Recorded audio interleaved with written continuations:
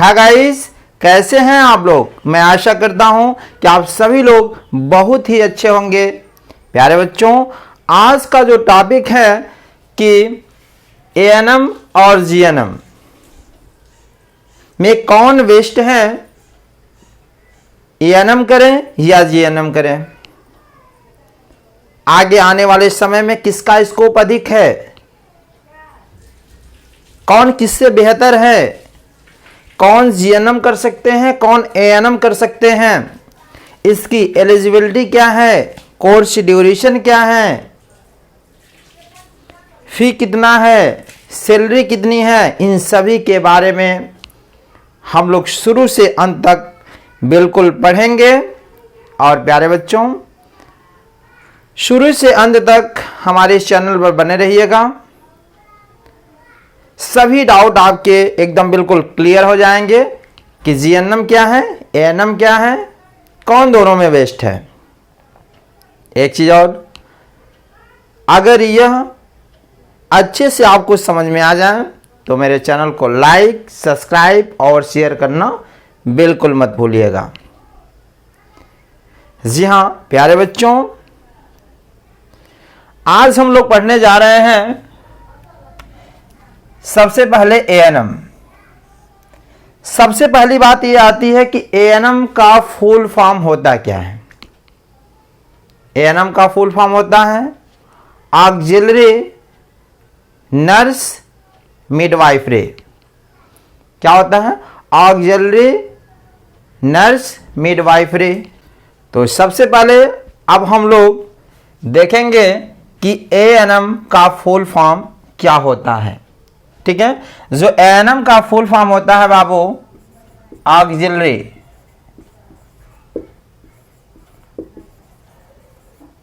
Nurse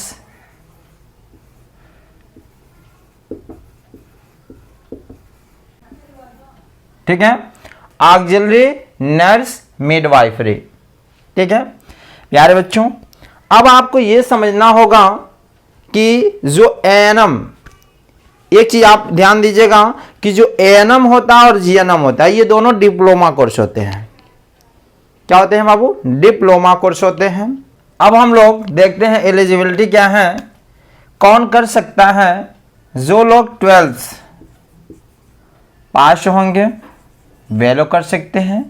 एक चीज और, इसमें एक चीज और ध्यान देंगे, जो 12वीं में या तो आप साइंस आर्ट से हो या तो आर्ट साइंस से हो, दोनों लोग कर सकते हैं।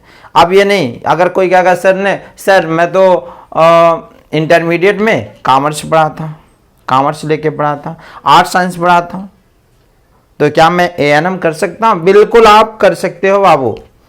अगर आपने आर्ट साइंस से भी इंटरमीडिएट क्वालिफाई किया है तो यहाँ लिख सकते हैं आर्ट, आप लिख साइंस। और याद रखिएगा 50% होना अनिवार्य है। थर्ड, कोर्स ड्यूरेशन, कितने अवधि का है, कितनी साल का है ये कोर्स, आपको पता होना चाहिए। 2 years, 2 साल का है। अगर आप एएनएम करते हैं तो आपको 2 साल का यह कोर्स करना होगा। ठीक है। जेंडर, याद रखिएगा ये एएनएम कौन लोग कर सकते हैं? क्या बॉयज एंड गर्ल दोनों कर सकते हैं? नहीं, एएनएम कोर्स जो होता है केवल गर्ल्स कर सकती हैं, बॉयज नहीं कर सकती। ये पहला पॉइंट ध्यान से समझो। आप केवल एएनएम कोर्स केवल गर्ल्स कर सकती हैं, बॉयज नहीं कर सकते हैं। तो यहां फीमेल, ठीक, मेल नहीं कर सकते हैं। और इसकी जो एज, उम्र है वह 17 से 35 ईयर्स।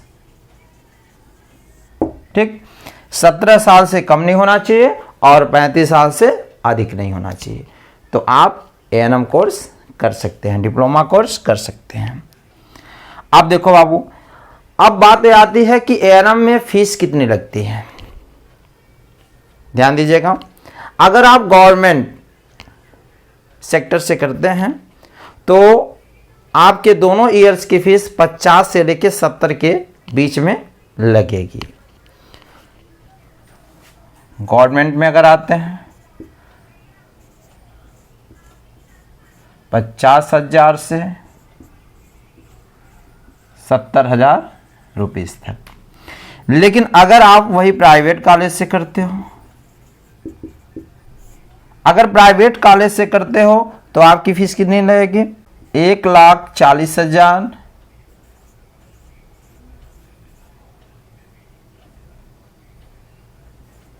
से लेकर के 3 लाख तक।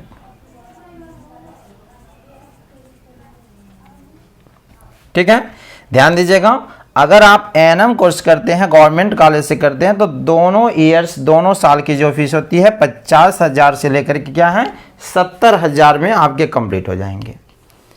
लेकिन अगर आप प्राइवेट सेक्टर से करते हो तो आपको 1,40,000 से लेकर के 3 लाख के बीच में लग सकता है। वो आपके ऊपर डिपेंड करता है कि आप उस प्राइवेट कॉलेज पे कितनी अच्छी आपकी पकड़ है। ठीक है, जैसे जिसकी पकड़ होगी वैसे उसकी जो रुपीज होंगे कम लगेंगे। तो वही मान के चलिए 1,40,000 से 3 लाख के बीच में हो सकता है। अब आते हैं स्कोप। देखिए, यह गवर्नमेंट सेक्टर में भी इसकी वैकेंसी आती हैं और प्राइवेट में तो आते ही आते हैं। यह वैकेंसियां एनएचएम के तहत भी तमाम वैकेंसियां आती हैं, परमानेंट वैकेंसियां भी आती हैं।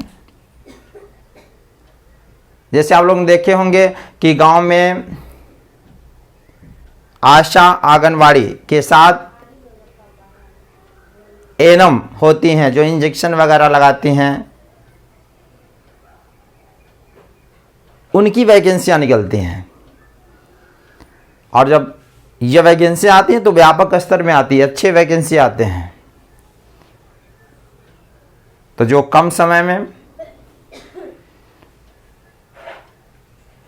एक डिप्लोमा कोर्स करना चाहता है तो एएनएम कर सकता है, इसकी भी वैकेंसी आती हैं। यह ध्यान रहे, अच्छा खासा वैकेंसी इसमें भी आता है। तो कहाँ कर सकते हैं आपको पता है? प्राइवेट सेक्टर में भी कर सकते हैं और गवर्नमेंट सेक्टर में भी कर सकते हैं। एनएचएम के तहत तो वैकेंसी आती ही रहती हैं। ठीक है, चलिए अब बात करते हैं सैलरी की। अगर आप गवर्नमेंट सेक्टर में जाते हैं तो 20,000 से 25,000। ठीक है, अगर आप गवर्नमेंट सेक्टर में जाते हैं तो पहले 20,000 से 25,000 से ही प्रारंभ स्टार्टिंग होती है इसकी। लेकिन अगर प्राइवेट किसी हॉस्पिटल में जाते हैं तो 15,000 से लेकर 20,000 रुपए तक स्टार्टिंग होती है। और ये धीरे धीरे क्या होता है, बढ़ता जाता है। जैसे आपका अनुभव बढ़ेगा वैसे वैसे आपकी सैलरी भी क्या होती जाएगी, बढ़ती जाएगी।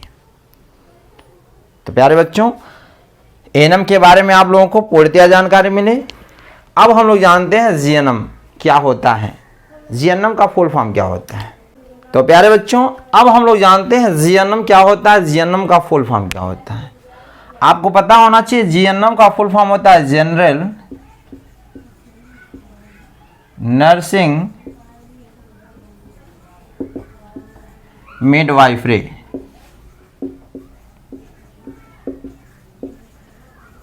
ठीक है, जनरल नर्सिंग मिडवाइफरी। ठीक है, एलिजिबिलिटी क्या है, क्या योग्यता होनी चाहिए। देखिए, एक चीज और आप लोग ये समझिएगा, जो जीएनएम कोर्स होता है वह कितने साल का होता है, जो कोर्स ड्यूरेशन यानी ये 3 इयर्स का होता है। और यह भी एक डिप्लोमा कोर्स है। एलिजिबिलिटी क्या है, योग्यता क्या है, कौन लोग कर सकते हैं जीएनएम, मतलब एलिजिबिलिटी क्या पास होने के बाद आप करोगे भाई। तो जो लोग 12th पास होंगे वे लोग जीएनएम कर सकते हैं। लेकिन याद रखिएगा, ये पीसीबी फिजिक्स केमिस्ट्री बायो से होने चाहिए। अगर आप जीएनएम करते हो तो फिजिक्स केमिस्ट्री एंड बायो होना अनिवार्य है। लेकिन अगर आप एएनएम करते हो तो चाहे आप साइंस से हो या आर्ट साइंस से हो, कोई भी कर सकता है। ठीक है, तो ये आपको ध्यान देना होगा। और यहाँ पर 50% भी होना क्या है, अनिवार्य है। मतलब ये साइंस वाले स्टूडेंट ही जीएनएम कर सकते हैं। ठीक है, कोर्स ड्यूरेशन 3 इयर्स का होता है, आपको बता ही दिया गया है। यह भी डिप्लोमा कोर्स है। जेंडर, ये कौन कर सकते हैं, क्या बॉयज एंड गर्ल्स दोनों कर सकते हैं? मैं आपको जानकारी के लिए बता दूं, जो एएनएम नहीं जीएनएम, जो जीएनएम होता है वो बॉयज एंड गर्ल्स दोनों कर सकते हैं। आज जबकि एएनएम क्या कर सकते हैं, केवल गर्ल्स, केवल लड़कियां ही कर सकती हैं। तो इसमें हम जेंडर में क्या लिखेंगे, बॉयज एंड गर्ल्स दोनों कर सकते हैं। कौन, जीएनएम। और एज सेम है 17 से 35 ईयर्स। 17 वर्ष से कम नहीं होना चाहिए और 35 वर्ष से अधिक नहीं होना चाहिए। अब बात आती है फी की। अगर आप गवर्नमेंट कॉलेज से जीएनएम करते हैं तो याद रखिएगा आपका 1,20,000 रुपए में आपका दोनों ईयर्स क्या हो जाएंगे, कंप्लीट हो जाएंगे। सॉरी 3 ईयर्स क्या हो जाएंगे, कंप्लीट हो जाएंगे। ठीक है, अगर आप जीएनएम करते हो गवर्नमेंट कॉलेज मिलता है तो 1,20,000 1,20,000 में आपके क्या होंगे, तीनों साल कंप्लीट हो जाएंगे। और याद रखिएगा स्कॉलरशिप तो मिलता है, पढ़ाई और सस्ते में हो जाए, स्कॉलरशिप आता है। ठीक है, तो अगर प्राइवेट में चलें, प्राइवेट सेक्टर में अगर एडमिशन आप करवाते हो तो इसमें आपका 2.5 लाख से लेकर 5 लाख, ठीक है, 2.5 लाख से लेकर के 5 लाख तक प्राइवेट में लग सकते हैं। वह आपको या आपके ऊपर डिपेंड करता है कि आप कौन से कॉलेज, आपका उस कॉलेज में कितनी पकड़ है। अगर अच्छी पहुंच है तो कम में भी हो जाएगा, नहीं पहुंच है तो अधिक ले लिया करेंगे लोग, है कि नहीं। तो चलो स्कोप क्या है, देखो इसका भी स्कोप जैसे जीएनएम है, जैसे एएनएम में वैकेंसी आती वैसे जीएनएम में भी आते हैं। गवर्नमेंट सेक्टर में भी तमाम वैकेंसी आते रहते हैं। ठीक है, पीएससी सीएससी लेवल की वैकेंसी आती हैं। तो यह एनएचएम के तहत भी आता है और प्राइवेट सेक्टर में भी इसका स्कोप अधिक है। ठीक है, इसका स्कोप है मेडिकल क्षेत्र में। अब सैलरी की जो बात आती है, अगर आप गवर्नमेंट सेक्टर में जाते हो तो 25,000 से लेकर 30,000 रुपए तक आपको मिलेंगे। लेकिन वहीं अगर प्राइवेट सेक्टर में जाते हो तो 15,000 से लेके 25,000 रुपए तक स्टार्टिंग होगी।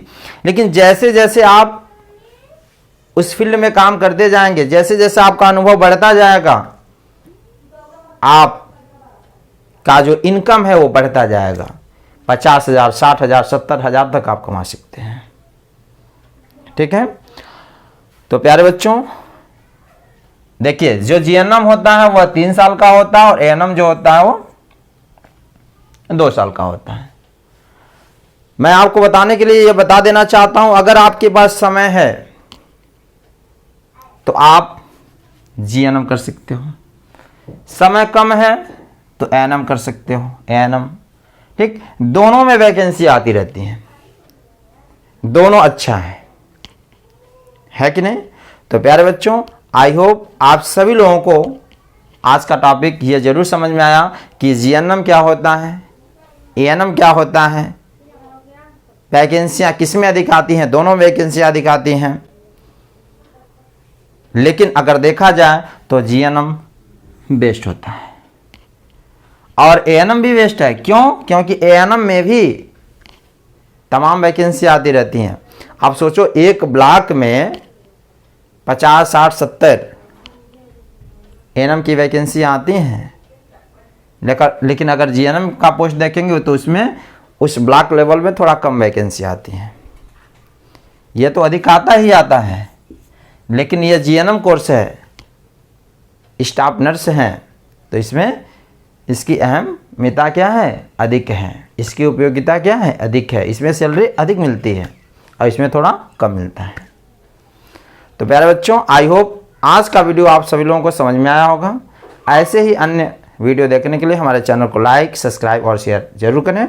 मिलते हैं अगली वीडियो में अगली कड़ी के साथ। तब तक के लिए धन्यवाद।